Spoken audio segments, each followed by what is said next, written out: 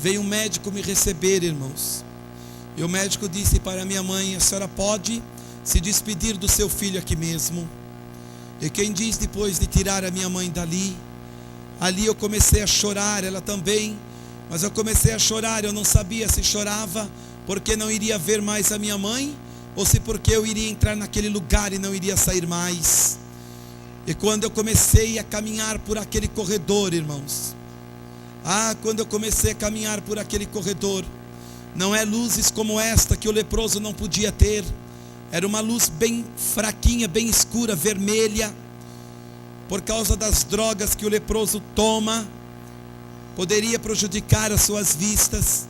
E quando eu comecei a andar por aquele corredor, o médico disse: olha, Ezequiel, não olha para os quartos, não olha para os quartos.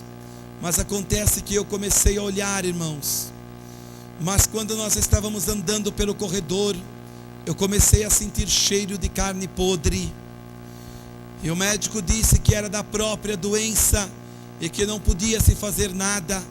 E quando eu comecei a olhar para os quartos, eu comecei a ver pessoas sem braço, pessoas sem pernas, pessoas sem o nariz, sem os olhos.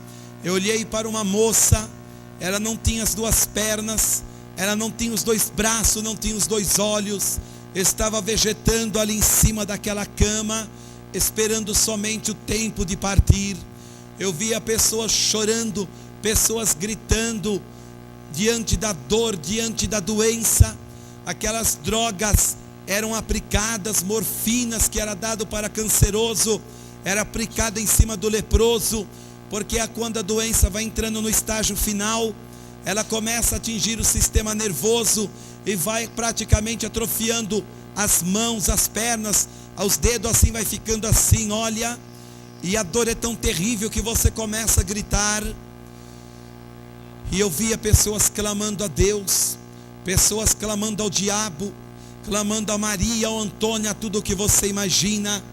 Havia uma mulher que ela dizia para o médico: eu preciso sair daqui, porque eu tenho uma filhinha de 4 meses, eu preciso amamentar. E o médico dizia: cala sua boca, porque a sua filha já está com outra pessoa. E a ordem aqui, só pode a sua família ver quando você sair no caixão. E aqui é um lugar de isolamento. Se talvez você não estivesse com infecção tão terrível no seu corpo, você não estaria neste setor. E ali, irmãos, quando eu estava caminhando, o médico disse para mim: olha, Ezequiel, o máximo que você tem é 1 ano a 1 ano e 2 meses de vida. Você não tem mais do que isto, porque a tua doença, ela já está muito adiantada demais, já está muito adiantada e já está atacando certos órgãos do seu corpo por dentro. E eu comecei a ver aquelas pessoas chorando, irmãos, aquelas pessoas clamando. Eu vi um rapaz que ele estava no estágio final da doença e ele queria ver os seus pais, e os médicos ali nada podia fazer. E quando eu estava caminhando, eu comecei a chorar e o médico falou: eu não te avisei, Ezequiel, para não olhar para os quartos, agora você segue em frente, porque você não vai ter nem o prazer de estar perto de uma outra pessoa. Falou: seu destino é mais triste, você vai ter que ficar sozinho, porque a tua lepra está terrível, você vai para o isolamento. E eu fui levado, irmãos, para o andar de baixo, e ali eu cheguei num quarto muito pequeno. Ele disse: aqui vai ser a sua morada. Eu olhei, só havia uma cama, e ele dizia: olha, não tem mais nada aqui dentro, que é para você não tentar se matar. E eu disse: doutor, eu não quero me matar. Ele falou: mas quando você estiver com a doença mais adiantada, você vai preferir a morte. E quando eu entrei naquele quarto, irmãos, que eu deitei naquela cama, ali, irmãos, começou a passar as semanas, começou a passar os meses. De 75 quilos eu vim para 20 quilos. E ali, no começo da doença, eu andava pelo corredor, o chinelo ficava no corredor, e eu só percebia quando chegava na cama, porque a lepra, ela tira a sensibilidade. tanto faz você colocar a mão dentro da água ou no fogo, é a mesma coisa, você não tem mais tato, você não sente. E era assim que acontecia, e por causa disso eu queria sentir as coisas e não sentia. Eu ficava revoltado, eu começava a chorar e gritar lá. E ali a doença, aquelas feridas, elas vai aumentando, e o bacilo da doença vai comendo, irmãos. E nas minhas pernas, ela começou a varar de um lado para o outro. Ela foi destruindo veias, foi destruindo nervo, foi destruindo tudo. Nas minhas costas ela começou a fazer um buraco terrível. Nas minhas mãos ela começou a atrofiar assim. E quantas vezes eu queria, às vezes, virar ali um papel ou qualquer coisa, eu já não podia mais. E às vezes eu me curvava para a parede, eu chorava dia e noite naquele lugar, porque na verdade eu não queria morrer. Eu queria ver o meu pai e minha mãe, e às vezes eu não podia ver. Eu queria uma palavra de consolo lá dentro. E cadê os amigos? Nesta hora não tem amigos. Nesta hora só tem uma grande verdade. Só tem a morte diante de você. E aí não tem amigo, não tem parente, não tem dinheiro, não tem posição que vai te livrar do poder da morte. E eu digo que o momento mais terrível para o ser humano, não importa a religião dele, é ele estar morrendo diante da morte e ele não ter certeza para onde ele está indo. E porque quem não tem Jesus, ele não tem certeza para onde está indo. E eu sempre digo que o que estiver perdido aqui nesta vida, do outro lado da sepultura vai continuar perdido. Nem vela, nada mais vai poder nos levar para o céu. Se aqui nós fizermos o que não agrada a Deus, vamos para o inferno do outro lado. Enquanto vivemos aqui, irmãos, é para preparar a nossa eternidade. E muitos têm jogado a sua eternidade por tão poucos anos de vidas vivendo aqui, participando de tudo que não presta e nunca quer Jesus. É por isso que às vezes as famílias estão assoladas, cheio de doença e de feitiçaria, e nada dá certo, porque o Jesus desta Bíblia não está dentro deste lar ou desta vida. E ali, naquela condição, eu fui piorando. E às vezes, irmãos, eu olhava pela fresta assim da minha porta, os leprosos faziam filas, e vinha um médico com uma agulha, mas uma agulha bem grande. Ele chegava assim nos dedos do leproso e dizia: você está sentindo? O leproso dizia não. E aqui você está sentindo? O leproso dizia não. Ele falava: então fecha os olhos. Ele pegava uma tesoura cirúrgica e cortava os dedos do leproso a sangue frio. E o leproso não sentia dor nenhuma, porque a doença já tinha destruído todo o sistema nervoso por dentro. Então estava tudo podre. E quantas vezes, irmãos, o leproso ele morria de tarde, mas eles não tiravam o corpo ali. Sabe por quê? Porque eles não queriam que os outros leprosos vissem, para não ficarem realmente ali chocados. O leproso morria, e então ele chegava, colocava uma placa naquele quarto, dizia que estava proibido toda a entrada.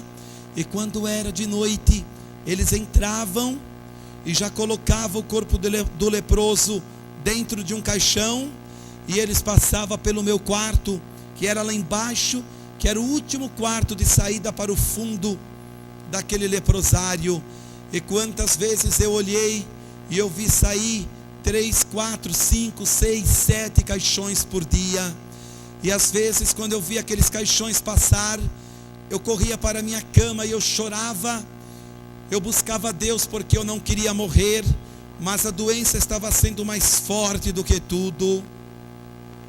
Ali, sabe o que aconteceu, irmãos? Quando eu comecei a entrar no estágio final da doença, ali num certo dia eu comecei a ver que eu estava indo embora. Os médicos correu e viu que eu estava entrando já praticamente em estado de coma.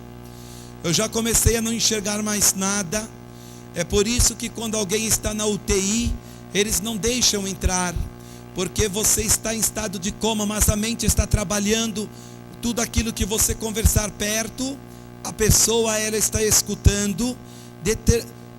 É claro, isto determinando, né, a situação que ela estiver no estado de coma, né? E ali, como eu estava ficando naquele jeito, os médicos veio tudo me socorrer. E naquela hora eu comecei a escutar uma gargalhada. E quando eu comecei a escutar aquela gargalhada, aquela voz disse: sou eu mesmo que estou aqui. Eu sou Lúcifer, eu vim te buscar. Sabe, eu sou aquele lá que você escutou falar dentro da igreja.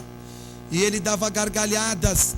E ele disse: eu usei aquelas pessoas para te tirar. Sabe por quê?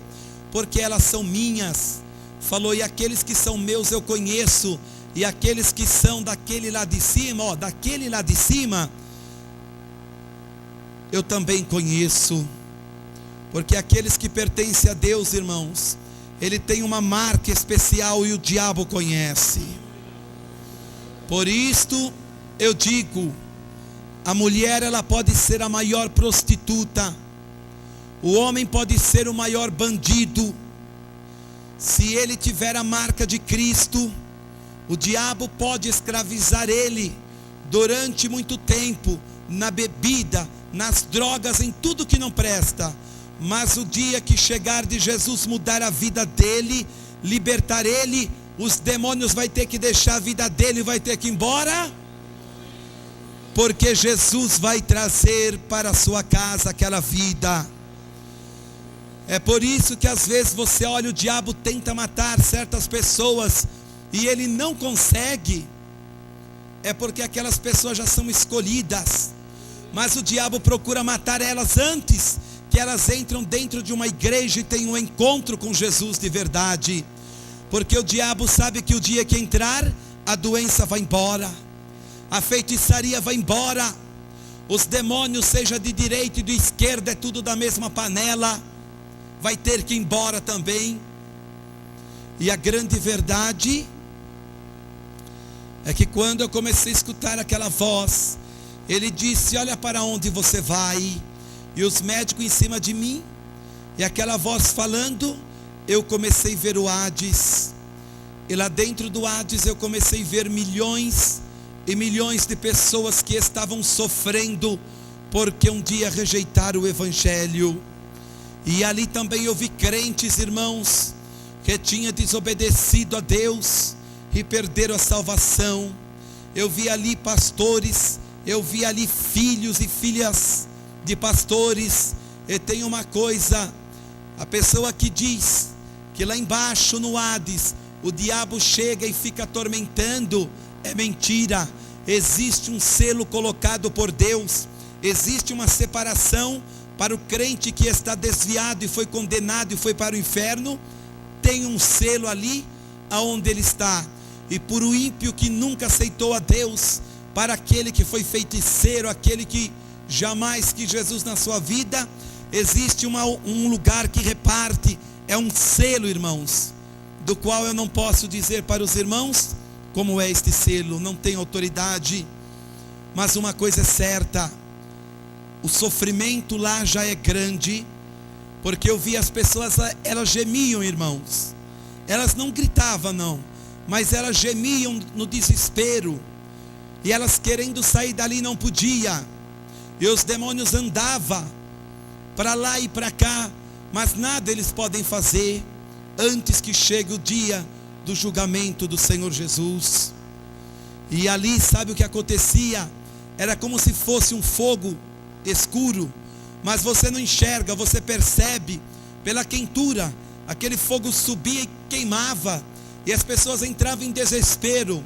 E o mais incrível, que você via um ímpio querendo matar o outro ímpio lá dentro. Você via uma pessoa querer destruir a outra lá dentro. Acredita isto? No sofrimento tão terrível, mesmo lá, ainda continua se odiando.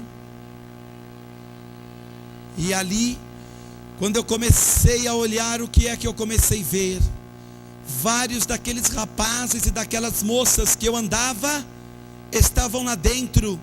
E o diabo disse: você está espantado? É ela, eu fiz se jogar de cima do viaduto. Aquele ali, a polícia matou. Aquele outro ali, aconteceu isto e isto. E lá estava num sofrimento terrível, irmãos. Quando eu saí do leprosário, eu fui na casa deles para ver, e eles tinham morrido daquele jeito mesmo. Mas acontece que no último minuto da minha vida, ali já depois, já estou cortando o testemunho, irmãos, bem cortado, viu? Ali depois, praticamente já, quase ali 2 anos naquela condição, naquele último minuto, eu comecei também a ver uma igreja.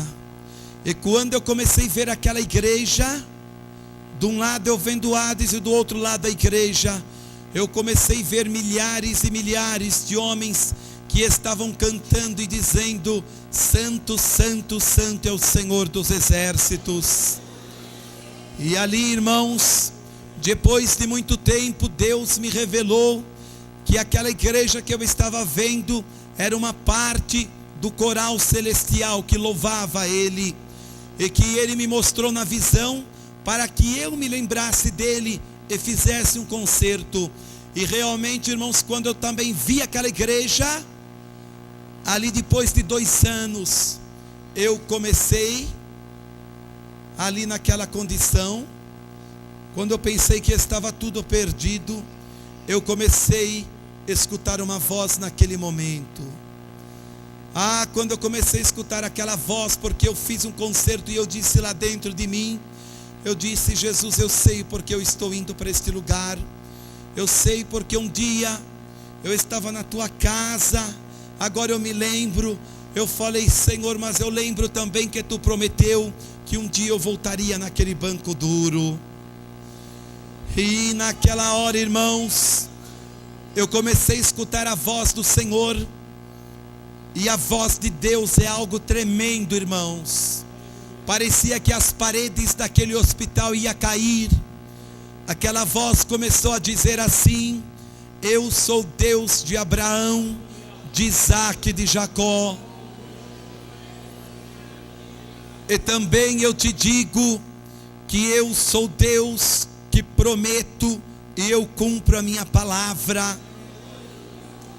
E o Senhor disse para mim: mas por amor à tua mãe, que é a minha serva, e que tem derramado lágrimas por ti pelas madrugadas, eu te trarei de volta. Irmãos, quando eu comecei a escutar a voz do Senhor, o Senhor disse para mim: mas tem uma coisa, quando eu te trouxer de volta, nada conta para médicos, nada, porque eles não acreditarão, porque realmente eles são carnais e materialistas. Mas o Senhor disse: a tua tia, que é mãe de santo, irmãos, eu tenho uma parte da minha família que são macumbeiros terríveis. Não são esses macumbeiros que vivem acendendo vela e coisinha nas esquinas, não. Eles fizeram um pacto com o diabo. Eles viviam na miséria, e o diabo em pouco tempo deixou eles riquíssimos. Só que tem o dia determinado para a perdição da alma deles. Só que com todo o dinheiro que o diabo dá para eles, eles não têm paz para nada na vida deles. E eles, o que constava para eles é dinheiro. Quantas vezes, irmãos, eles foram para cachoeiras fazer trabalho e deixou pessoas loucas e foram parar no manicômio. Quantas vezes alguém entrava no caminho deles, eles faziam um trabalho de feitiçaria, de magia negra. Não se acendia vela, não. Somente com o nome da pessoa, eles moldavam um boneco, e lá dentro do boneco era colocado o nome da pessoa, costurado, e ali eles iam à meia-noite em ponto encontrar-se com Lúcifer. Não era com enxucaveira, não era com tranca-rua, não era com caboclo, não. Era direto com Lúcifer, porque eles tinham um pacto de sangue com ele. E quando eles pediam, irmãos, que eles começavam a enfincar aquelas agulhas, estivesse do outro lado do mundo, aquela pessoa, ela começava a desmoronar com dores horríveis, ia parar numa cama, ia para o hospital, O médico não descobria jamais e morria podre em cima da cama. Mas o que valia para eles era o dinheiro. Mas tem uma coisa, o preço era muito alto. E por isso o Senhor disse para mim: a tua tia vai entrar neste quarto e ela vai vir te trazer uma proposta do demônio. E se você aceitar, você perde a tua salvação. Lembra que agora ele não pôde te levar, mas ele vai tentar de novo. E o Senhor disse: mas ele não vai ultrapassar além do que eu permito, porque o meu anjo estará contigo. Acabei de ouvir a voz do Senhor, irmãos, e comecei a voltar. E comecei a me recobrar. Com certeza os médicos pensaram que foram eles que me trouxeram de volta. Ali eu não sei quantos dias passou, porque eu já não sabia quando era segunda ou domingo, se era dia, se era noite, porque eu vivia ali dentro trancado. E eu estava só com 20 quilos em cima da cama. Eu não andava mais, eu já quase não conversava mais. Ali de repente eu comecei a escutar o barulho de salto. Eu vi quando a porta abriu, encostou perto da minha cama, e aquela voz era minha tia que estava ali. Ela disse e falou: Ezequiel, quem disse que ninguém entra aqui? Com o meu chefe eu entro aqui. E acontece que eu não tenho medo desta doença, porque eu estou protegido pelos meus guias. E ela disse: olha a zombação dela. Acontece que você está numa situação tão terrível, Ezequiel, mas ainda há uma esperança para você. Se o teu Deus e o Deus da tua mãe te abandonou, o meu não vai te abandonar. Só que você vai ter que fazer um pacto depois e vai ter que servir a Ele, mas Ele vai te dar poder, vai te dar riqueza. E ela disse: e tem mais uma coisa, domingo eu vi a tua mãe indo para a igreja, mas sabe, eu vi ela com a Bíblia debaixo do braço. Ela estava zombando. E eu notei uma coisa, eu vi os joelhos da tua mãe, Ezequiel, estava cheio de ferida. Eu acho que é de passar as noites orando a um Deus que é surdo, não é assim mesmo? Eu estava morrendo, irmãos, e ela estava ali rindo e zombando. Só que o que ela tinha esquecido é que aquele Deus surdo da minha mãe já tinha falado comigo antes dela chegar lá. Então, se o Deus da minha mãe era surdo, o dela era cego. É ou não é? Porque não viu que o Senhor tinha falado comigo? Eu sempre digo, irmão, Satanás está sempre um passo atrás, quando ele pensa que está um passo à frente. Dali ela falou: agora nós vamos te levar para um trabalho no terreiro. Conseguimos autorização especial dos médicos. Você já está podre mesmo, perdido mesmo. E estava mesmo, irmão, estava cheirando ruim, não tinha mais jeito. Me colocaram lá numas roupas, e quando eu olhei, eu estava sendo carregado, entrando dentro de um terreiro, e um trabalho especial para mim. Lá estava Lúcifer já incorporado, num pai de santo me esperando. Aí ele olhou para mim e ele disse: finalmente você veio, né? Aí, olha a hipocrisia do diabo, irmãos. Ele disse para os meus parentes: ele veio porque quis, né? Não foi forçado não, né? Mas alguém que estava podre em cima da cama e não pode falar, ele falou: eu vou te curar, você vai me servir, e você vai queimar aquela Bíblia, você vai renunciar àquele Deus da tua mãe, falou assim, e vai me servir. Ah, irmãos, é claro, dentro da macumba eles falam até em Jesus, viu? Só que é o diabo puro, usando o nome de Jesus para enganar, porque ele odeia o nome de Jesus, mas ele tem que usar, porque se para determinadas pessoas ele falar que Deus não presta, que Deus é isto, ele jamais vai enganar. E então ali ele fez em volta de mim um círculo com pólvora, ele tacou fogo e ele ficou olhando.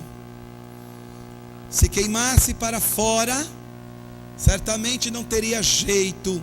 Se queimasse para dentro era uma coisa diferente. Deus estava me dizendo. Só que tinha uma coisa, eu estava notando ali. Quando ele começou a conversar comigo, eu notei uma coisa.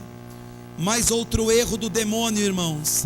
A mesma voz que falava comigo na igreja, a mesma que falou comigo quando eu estava morrendo no hospital, era a mesma que estava falando dentro do terreiro de macumba. Então, ele nem sequer para mudar a sua voz ele conseguiu. E ele não estava percebendo. E Deus me mostrou claramente. Ali ele pegou, ele falou assim: agora me dá uma bandeja de pipoca. E uma pipoca estourada, irmãos, começou a jogar no meu corpo. E mandou pegar cada grão de pipoca do chão e colocar numa outra vasilha de plástico. Aí ele pediu um punhal. E ele falou: você quer ver a minha força? Começou a enfincar no meu calcanhar e foi empurrando, empurrando. Quando eu olhei, tinha varado no dedão do pé. E ele falou: tá vendo, você não sentiu dor e não saiu sangue dos seus pés. Mas quando ele falou: eu fico nervoso, olha o que acontece. Ele puxou. Quando ele puxou, aquele sangue começou a sair. Aí ele disse: pega o sangue dele, agora pega velas assim, agora pega este punhal, e eu quero vocês 9 horas da noite no cemitério da Vila Formosa, que os irmãos sabem que é o maior cemitério da América Latina, lá em São Paulo. É um cemitério tremendo. Falou: eu quero vocês no cruzeiro. E lá, irmãos, no centro daquele cemitério, o cruzeiro é uma cruz com quase 20 metros de altura. Por isso que a Bíblia diz que quem carrega a cruz na parede ou no pescoço está carregando maldição na sua vida, porque Jesus carregou tudo que não prestava na cruz. Então eu sempre digo que é melhor carregar o Jesus que morreu na cruz e está vivo lá dentro de nós, do que colocar um Cristo crucificado com mais de 1 quilo aqui no pescoço, como eu vi aquele pai de santo fazer. E ali, irmãos, o demônio gosta demais da cruz, sabia? Mas o poder da cruz ele odeia. Mas só quem tem o poder da cruz é Jesus. E esse Jesus, ele está aqui esta noite. Por isto, eu ficava olhando. Ele disse: olha, se os portões estiver fechado, eu vou abrir. Por isso, irmãos, portão de cemitério pode estar com o cadeado que for. Quando eles vão entrar, eles pedem licença para o Exu Caveira que comanda o cemitério. E quando eles pedem licença, se tiver fechado, você só escuta aquele barulho nos cadeados. É plaque daqui, plaque de lá, e o cadeado cai e o portão abre. E ali, irmãos, foram direto para o cruzeiro, uma cruz de 20 metros de altura. Começaram a fazer o trabalho. E ali acenderam algumas velas em volta daquela bandeja de pipoca, e enfincaram o punhal no meio. E Lúcifer disse para eles que iria descer naquele lugar, e era para todos saírem de costas e ninguém olhar, porque senão pagaria com a vida. Mas eu disse lá dentro de mim, eu falei: Jesus, a minha vida está nas tuas mãos, e se foi tu que falou comigo no hospital mesmo, eu vou olhar para trás, aconteça o que acontecer, porque eu não pedi para estar aqui, eu não pertenço a este lugar. Mas eu não podia falar, irmãos, só falando dentro de mim. E olha como Deus é poderoso para saber o que você pensa. Ah, irmãos, eu quero ver se o diabo, eu quero ver se Exu Caveira, tranca-rua, tem o poder de saber o que pensa. Não, ele tem o poder de imitar o teu pai que morreu, tua mãe que morreu, teu avô, tudo. Mas o que você pensa, ele não tem o poder. Ele imita direitinho o que não presta. E ali dentro daquele lugar, começaram a sair todo mundo de costas. Eu estava sendo carregado. Quando afastou uns 20, 30 metros, eu peguei e virei a cabeça para trás. Quando eu virei, o fogo daquelas 6 velas estava da altura daquele cruzeiro de 20 metros. E é impossível um fogo de 6 velas fazer um fogaréu de 20 metros de altura. E no meio daquele fogo Então eu vi Lúcifer descer. Irmãos, ele começou a descer com as asas abertas. Então vocês olham como os demônios que trabalham no terreiro de macumba não é espíritos em sofrimento e nada disso. É aqueles anjos caídos, mas disfarçados para enganar e destruir a vida das pessoas. Porque a Bíblia diz que o homem está destinado a nascer uma só vez, morrer uma só vez, e depois disso vem o juízo eterno. Por isso quem morreu não volta mais, não, a Bíblia diz. Mas quem está lá escondido são aqueles anjos caídos. E eles usam os nomes diferentes, irmãos. Tranca-rua, enxucaveira, é tudo apelido deles. Mas o nome verdadeiro eles não mostram. Como eles não têm mais esperança de perdão, eles querem destruir o homem. Por quê? Porque o homem tem ainda a possibilidade e a bênção de Deus de herdar aquele lugar que pertencia a Satanás. E ele não quer que o homem suba. Então, quando eu olhei, na macumba ele desce de um jeito, e ele desce muitas vezes com vários nomes, mas ali ele desceu como ele é. Por isso que a Bíblia diz que o diabo, quando ele quer, ele se transforma até no anjo de luz. A beleza que tinha, irmãos, aquele demônio, eu não vi até hoje sobre a terra alguém que eu pudesse dizer para comparar, de maneira nenhuma. Tinha mais de 2 metros de altura, a beleza era tremenda. Só que como Deus tirou toda a glória dele, ele não consegue ficar naquela beleza por mais do que alguns minutos. Ele fica por alguns minutos e de repente começa a escurecer. Ele vai virando aquele monstro, aquela coisa horrível, porque ele está sentenciado a viver em trevas. E ali, quando ele desceu, que ele olhou e ele viu que eu estava olhando, ele começou a chutar tudo quanto é vela, bandeja de pipoca. E o pai de santo que estava andando na minha frente começou a ficar leproso na mesma hora, porque o trabalho tinha sido quebrado. E ali um outro pai de santo disse: nós queríamos fazer o bem para você. Eu pensei lá dentro, se vocês quisessem o bem, vocês estariam com a Bíblia na mão buscando a Deus, e não nas esquinas servindo ao demônio. E eu falei: vocês preferem servir ao demônio porque vocês não têm que dar conta do pecado de vocês, porque vocês conseguem tudo mais fácil, mas um dia vocês vão para o inferno, e a Bíblia diz isto. Eu falei: será que vocês não enxergam que Deus não vai habitar onde existe vela, sangue de animal, terra de cemitério?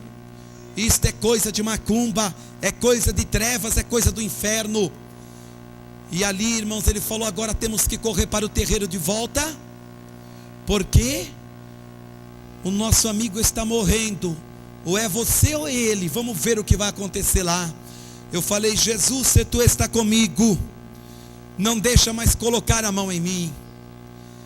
Irmãos, quando nós estávamos entrando de volta naquele terreiro, o pai de santo que estava lá incorporado com Lúcifer, ele começou, irmãos, a andar para trás. Ele começou a andar para trás.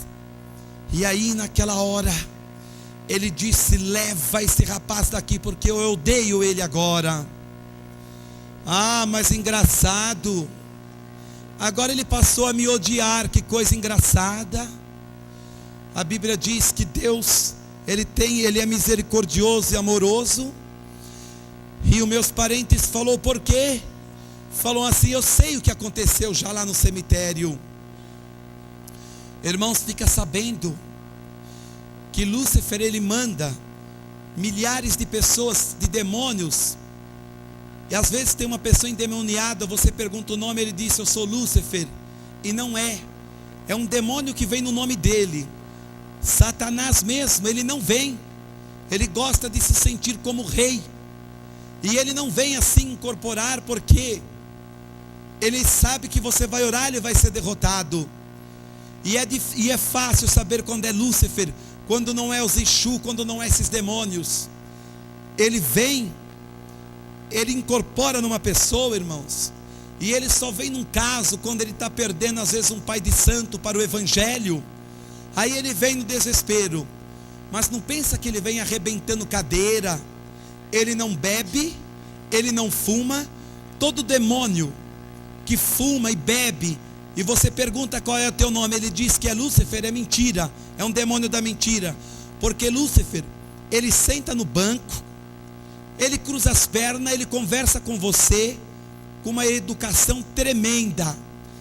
Se não é o lugar dele ali, ele sabe que não é. Ele fala: eu não vou mexer em nada, eu vim buscar o que é meu. E depois ele vai embora. Ele tem uma educação, irmãos, está pensando, ele se porta, ele quer se fazer como Jesus. Só que tem duas coisas: se Satanás é rei, é um rei derrotado, e Jesus não é rei dos reis e é vitorioso. É a grande diferença. E tem mais uma coisa: um rei não obedece outro rei, não é assim? Mas quando Jesus quer, Lúcifer se dobra diante dele, não é assim? Então é a grande prova que o poder desta palavra faz Satanás se curvar diante de Deus. E ali, irmãos, os meus parentes falou, eu já estou finalizando o testemunho. Meus parentes falou: você não pode, você tem que curar ele, porque como é que eu vou esfregar a Bíblia daquela mãe dele pela boca dentro dela? E ele disse: eu não posso mais fazer nada.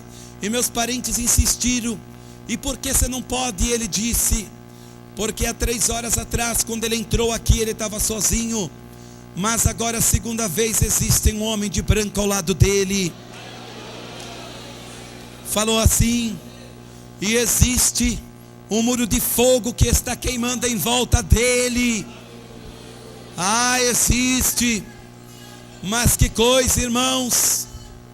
Jesus, quando ele quer, ele entra dentro do terreiro, ele entra no inferno, e ele vai resgatar aquele que pertence a ele. É aí que está. E eu quero ver qual é o demônio que vai impedir. Mas ali eu vi ele dizendo aquilo, e o anjo estava do meu lado me guardando. Meus parentes me pegaram e me levaram para o leprosário e disseram: só que agora você vai ter o inferno contra você. Você agora não pode viver, porque você viu nosso chefe como ele é. E acontece que nós vamos fazer um trabalho terrível. E fizeram, irmãos. Depois de alguns dias, eu estava deitado naquele leito sofrendo ainda. Eu comecei a sentir cheiro de vela, de sangue, e comecei a ter uma visão. Eu vi o cemitério que eu tinha ido, irmãos.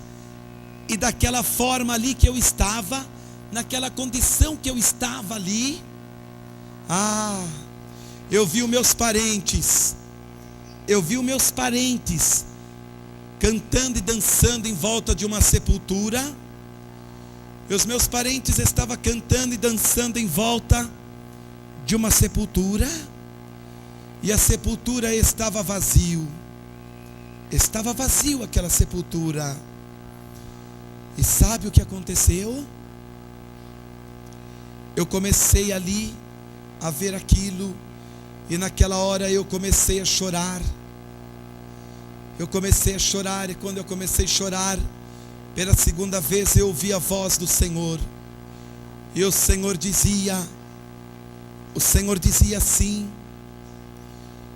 isto eu estou te mostrando. Aqueles pais de santo estão no cemitério, e está vindo contra ti agora uma obra de magia negra, mas o meu anjo já está no caminho destruindo.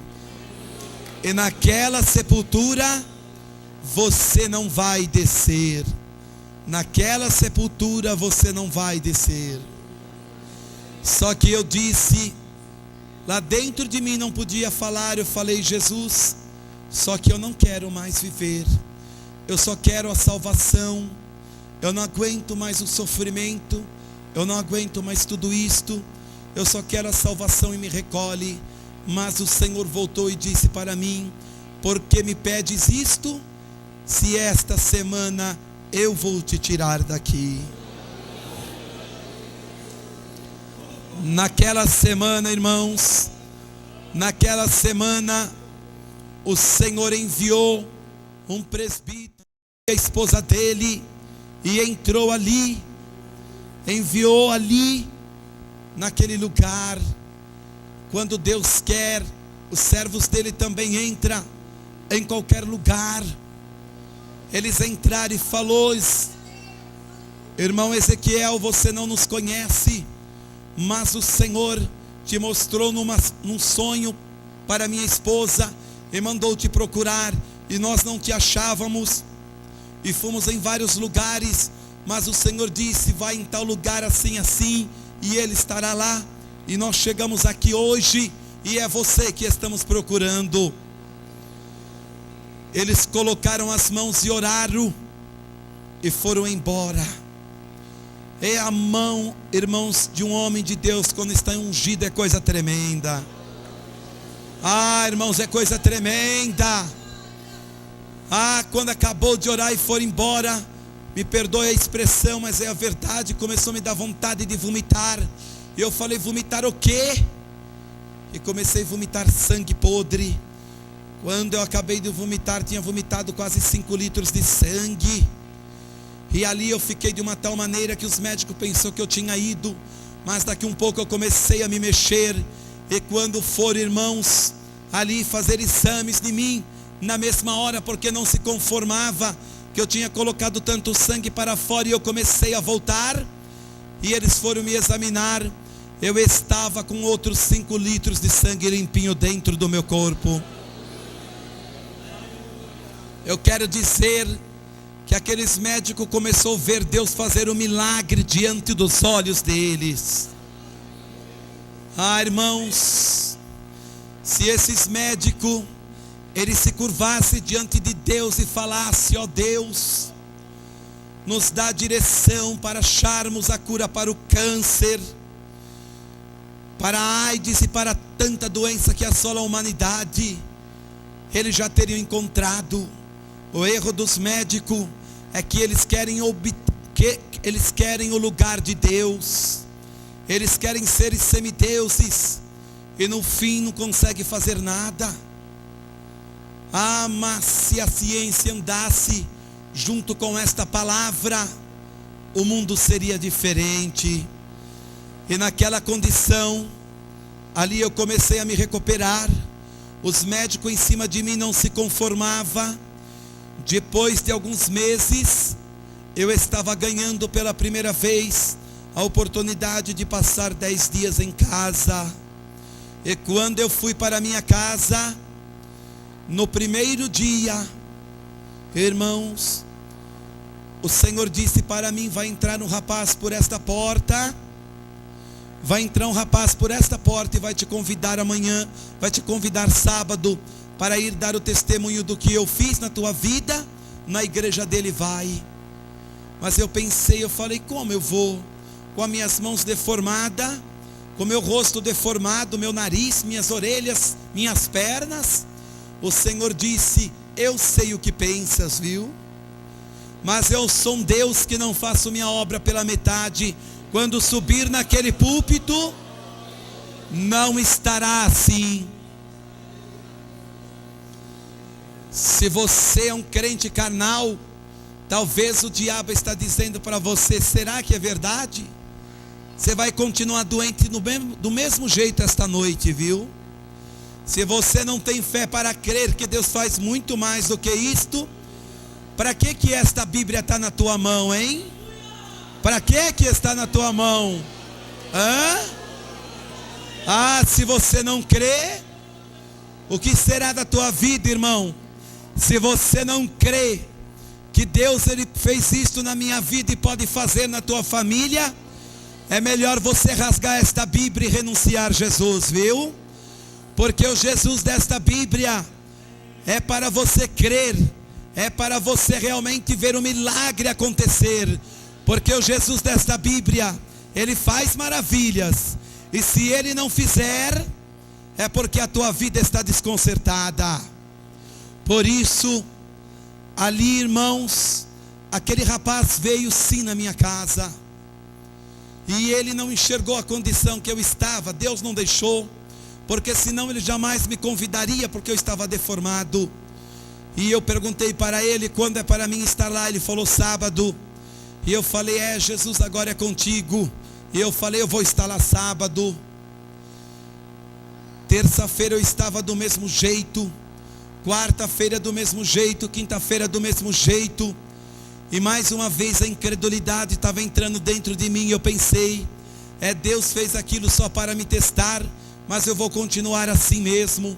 Mas eu já estava satisfeito, porque eu sabia que eu iria viver. Já não me importava mais a beleza física. Mas quando foi sexta-feira, 10 horas da noite, começou a cair um sono tão pesado sobre mim, eu não aguentei dormir. Quando eu acordei era 4 horas da manhã, mas quando eu acordei eu senti que as minhas mãos mexiam. Aí eu levei minha mão ao rosto, cadê aquela deformação? Eu levei a minha mão às pernas, cadê aqueles buracos terríveis? Eu levei as minhas mãos às costas, cadê aquelas feridas? Irmãos, eu levei a minha mão sim, a minha orelha, o meu nariz, e cadê aquelas deformação? E eu comecei a tremer, eu comecei a ficar ali mesmo até com medo. Eu falei, algo tremendo aconteceu. E eu me levantei, me sentei diante assim da penteadeira, e eu acendi a luz. Quando eu acendi, eu olhei atrás de mim, estava um anjo. Um anjo estava atrás de mim, irmãos. E aquele anjo disse, não vira para trás. Eu vi aquele anjo só da metade para baixo, para cima não. E aquele anjo disse, eu sou de uma hierarquia elevada, quer dizer, deveria ser um querubim, um serafim, algo assim. E ele disse, eu fui enviado como príncipe do exército do Senhor. E ele disse, fui eu que fiz esta obra no teu corpo durante estas horas. E durante 1 ano, você não poderá tomar sol, porque a tua pele estará como de uma criança recém-nascida. E todos os teus órgãos que estavam destruídos, pela ordem do Altíssimo eu restaurei. Irmãos, quando eu olhei no espelho, Deus tinha trocado a minha pele, desde a cabeça à planta dos meus pés.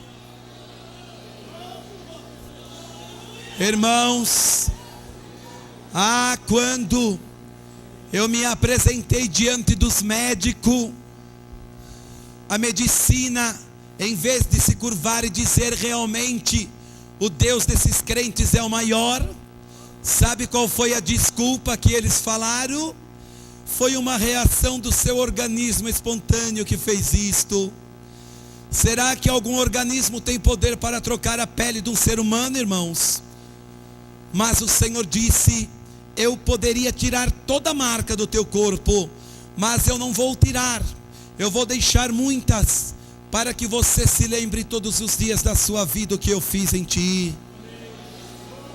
E quando eu olhei no espelho, irmãos, até hoje a minha pele é muito fina, mas muito fina. Quando eu vou no médico, qualquer coisa que eles olham, eles não acreditam de tão fina que é. E o Senhor falou, eu fiz a minha obra. E aquela noite, quando eu subi no púlpito, aquele rapaz que tinha ido lá na segunda-feira, ele não acreditou que era eu, porque na segunda-feira ele viu um Ezequiel deformado, mas no sábado ele viu um Ezequiel liberto por completo. Ele viu, sabe? E quando eu voltei aquela noite para encerrar, e vou fazer uma oração para Jesus libertar a sua enfermidade, o Senhor falou, não vai dormir, se dobra diante da tua cama, porque agora tu vai ouvir a minha voz. O Senhor falou, está vendo esta bola de fogo em cima de você? Eu estou dentro dela. Você vai ouvir a minha voz como tem ouvido. E você de joelhos dobrados, você vai responder com teus lábios. Mas se a resposta não sair de dentro do teu coração, você voltará para aquele lugar novamente. Aí é hora, irmãos, de você começar a descer. Aí é hora de você começar a virar borracha, sabe? Você não tem mais osso, não tem nada. Você não quer saber se você está se dobrando no barro, se a tua boca está entrando no meio do barro, porque é Deus que está falando, é o dono da vida. E o Senhor disse para mim: olha diante de ti. Eu olhei e eu vi uma palavra aberta, era a Bíblia, estava aberta. Aí o Senhor falou: está vendo esta palavra?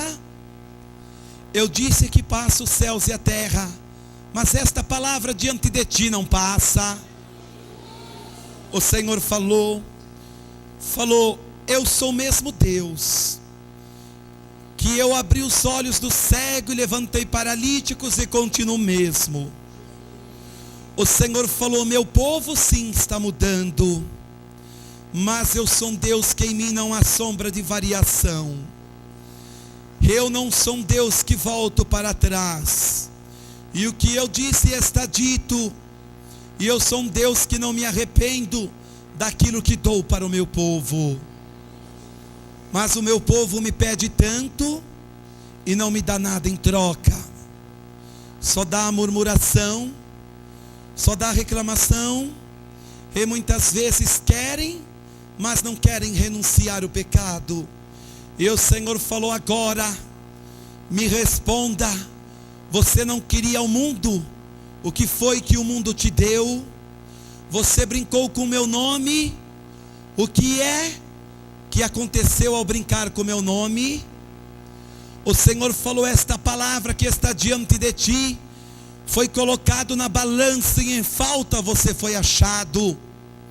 E o Senhor falou: você não viu dezenas de leprosos morrer ali? Sabe por que morreram?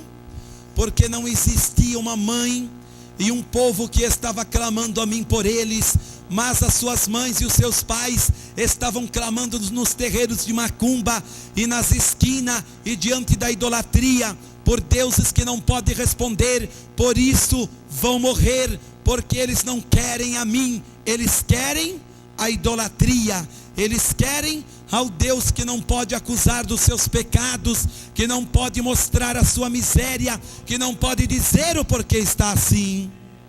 Sabia disto? E o que acontece, irmãos? Fica em pé, igreja. Fica todos em pé. Sabe o que acontece também nesta cidade de Brasília? O que está acontecendo aqui neste lugar é uma guerra espiritual tão grande aqui. E sabe o que está acontecendo? Crentes não falta. O que está faltando é o poder de Deus na vida de muitos crentes. Sabe? O que está faltando é o poder de Deus na vida de muitos deputados que carregam o nome de crentes, mas no entanto são mais feiticeiros do que aqueles que estão no terreiro de macumba. Sabe por que as decisões econômicas deste governo em Brasília dá tudo errado? Porque para abrir as portas para um pastor pregar é a coisa mais difícil, mas para ir no Vale do Amanhecer, para trazer macumbeiros da Bahia, as portas daquele congresso estão abertas, e as portas ali daquele tribunal de justiça e daqueles ministérios estão abertas. E a verdade, sabe o que é? Você chega naqueles gabinetes, cadê uma Bíblia aberta? Mas aí você vê a marca da nova era em tudo quanto é lugar. Você vê cartomantes, você vê eles buscando horóscopo, você vê tanta coisa, mas ao Deus desta Bíblia